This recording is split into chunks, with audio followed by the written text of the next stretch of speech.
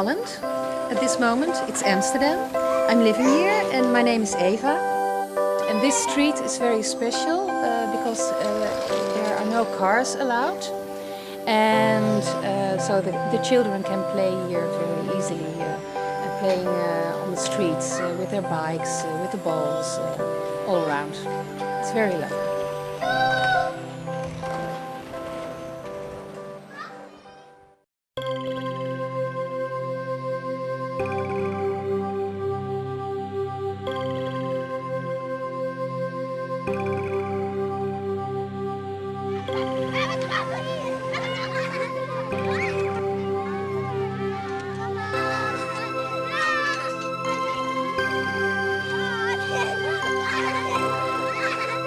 So if you come to a city where many people are standing and sitting and relaxing and playing, that's because it's a nice place, because they would not start to do all this if it wasn't comfortable and nice.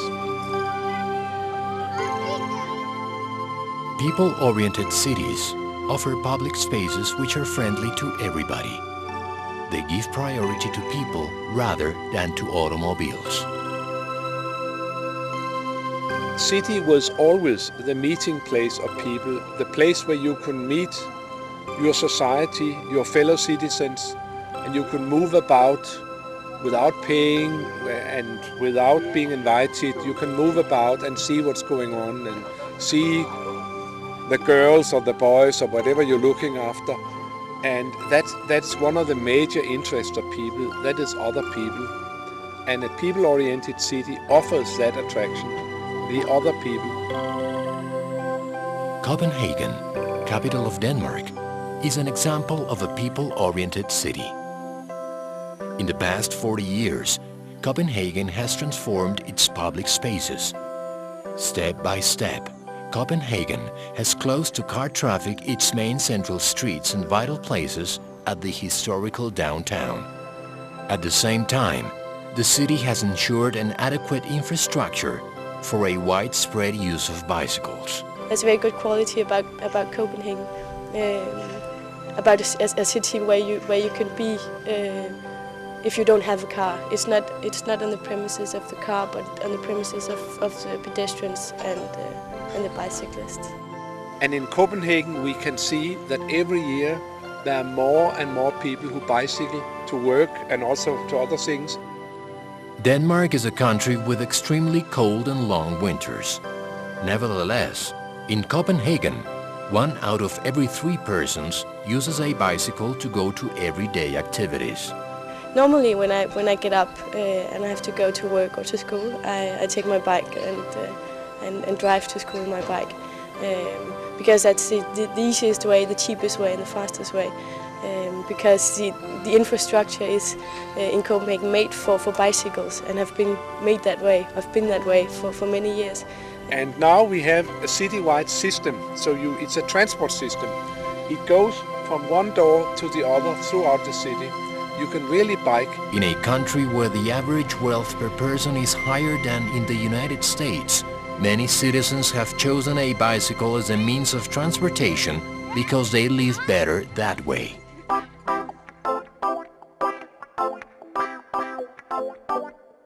In Amsterdam, capital of the Netherlands, bicycles are also a part of everyday life.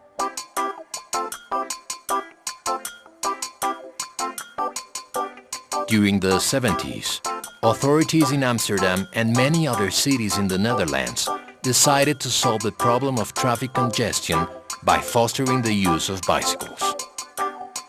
Nowadays, the Netherlands is the country with the largest concentration of bicycles in the world. In the Netherlands, a bicycle is a must. It is a transportation system and a way of living. But what you can do in the Netherlands is cycle around, walk around, ride around, train around and see the variety of situations. And be surprised by the variety of people who are cycling, young, old, everybody does it.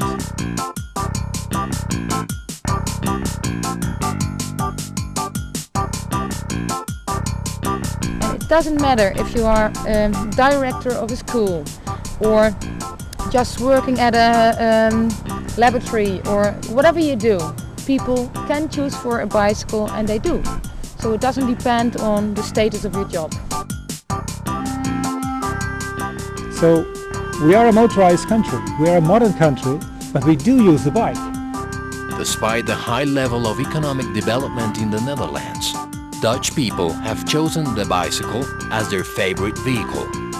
I live here in the neighborhood, so it's 5 minutes by bike and then I'm in the center, so I never use my car here in the city. A bicycle is the ideal vehicle to move within the city. Over a flat terrain, an average person rides 7 kilometers in half an hour.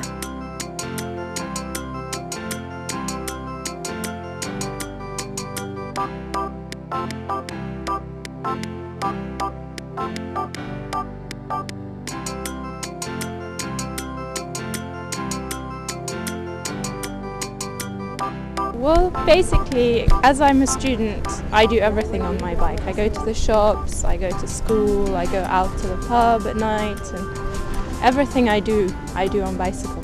I go to my work on my bike every day. Where do I go on my bike? To school, to do some groceries, as we just did, to go to friends. When I go out, I go by bike.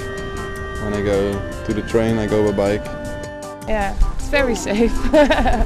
En ja, wij vinden het gezond op de fiets. The oxygen in the air, you know, it feels good. Cycling is good for your health and it's amazing how much you see in the nature. It's so nice, you feel so good.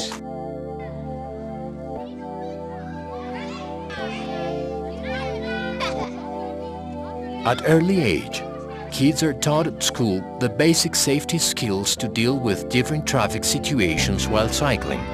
In 3 weeks we learn the kids how to react in traffic, how to behave, how to keep distance, and how to do the traffic, how to read the traffic signs. And that's what you see here.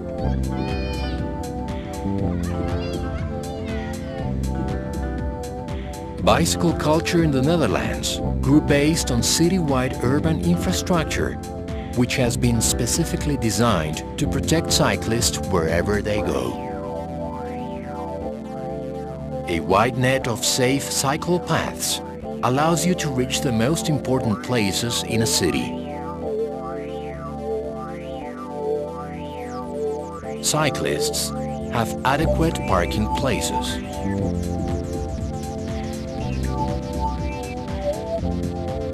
Bicycles are given special priority at the crossing points of cycle paths and roads. Sometimes, bridges and tunnels are built for the exclusive use of pedestrians and cyclists.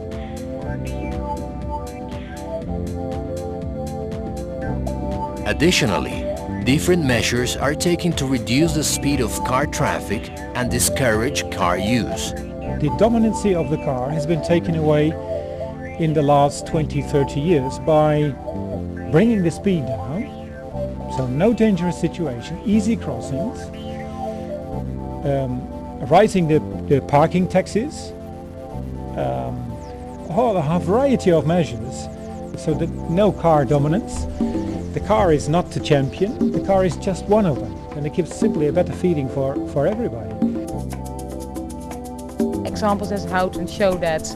It's an integrated way of planning public space in relation to cycle networks. In Houten's everyday life, you can experience the environment and mobility of a city specifically designed for bicycles.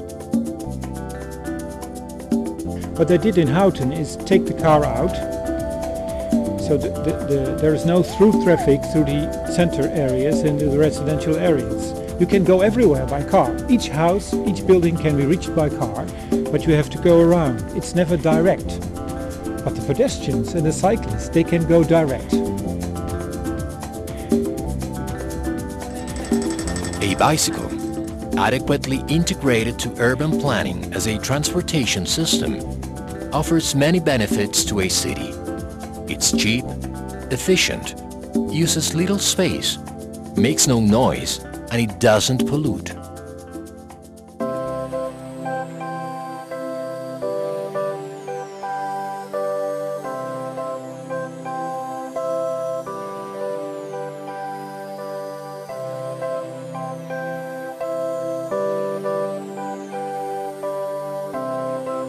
Mobility on a bicycle stands as an expression of freedom.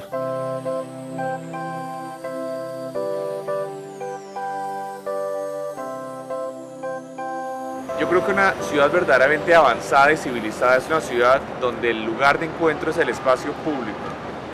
Esto construye integración social, esto construye inclusión, esto construye de alguna manera una sociedad mucho más democrática.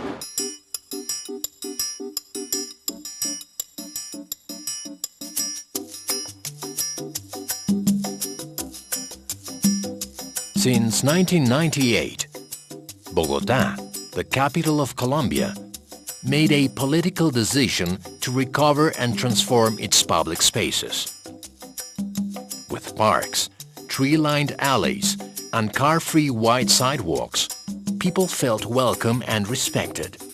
Podemos caminar más tranquilos, se ve como más vida. Y uno como persona se siente como mejor en la ciudad. The adaptation of different spaces for people has included the construction of a special infrastructure for cyclists.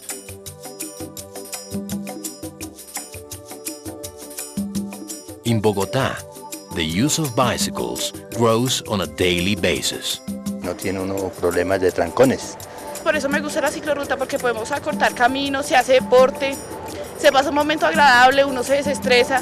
Anda muy descansado, hay tranquilidad. Hay mucha más seguridad. Y porque me gusta hacer deporte, entonces me gusta montar en bicicleta en Bogotá.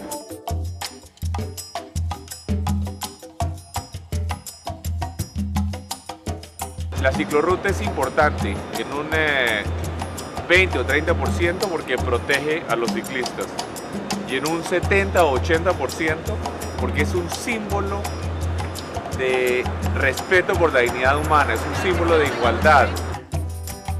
The decision to offer more dignified public spaces has been complemented with a new integrated transportation system. In order to improve urban mobility, different measures have been taken to restrict the use of private cars. From Monday to Friday, 40% of vehicles are not allowed to circulate during peak hours. Once a year, the use of private cars is prohibited all day long. And car-free day is a fantastic thing that what they did here in Bogotá, because on a work day, everybody has to look for different alternatives.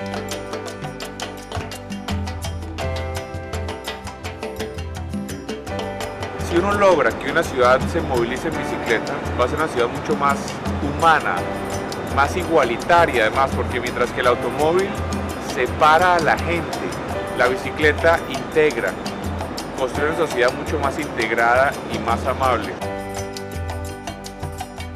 Sidewalks and cycle paths prevent cities from becoming exclusively for car owners and permit that they become everybody's share. The elder, the disabled, and the kids. They allow cities to be truly for all. Building cities for pedestrians and cyclists is not a luxury. It is the commitment of a democratic society. It is a demonstration of respect for human dignity. Every way and every road should have parallel infrastructure to ensure safe mobility for pedestrians and cyclists.